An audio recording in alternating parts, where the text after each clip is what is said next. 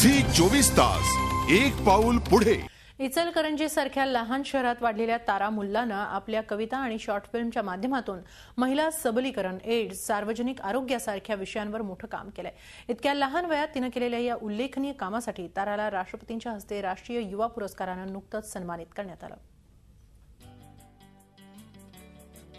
तारा एका मुस्लिम कुटुंबात जन्मलेली मुलगी। तिच्या आईला सगळ्या मुलीच, त्यामुळे लहानपणापासून ताराला टोमणे ऐकावे लागायचे।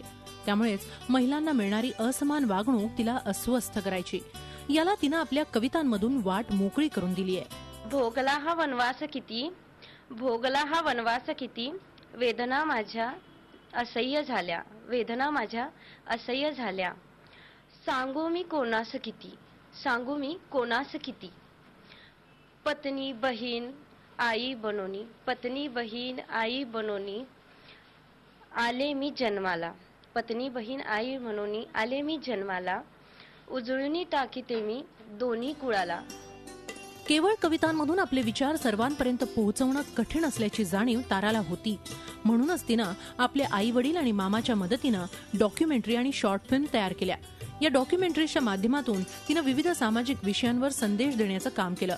याची दखल घेत ताराला राष्ट्रीय युवा पुरस्कारानं सन्मानित करण्यात आलं। राष्ट्रपतींच्या हस्ते आपल्या मुलीला पुरस्कार घेताना पाहून तिच्या आई वडिलांचा ऊर अभिमानानं भरून आला नाही तरच नवल।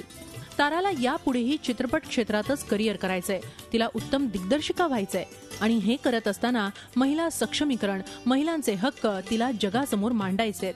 तिची तळमळ तिच्या बहिणींसह अनेक जणींना प्रेरणादायी आहे। रश्मी पुराणिक, झी मीडिया, दिल्ली। झी 24 तास एक पाऊल पुढे।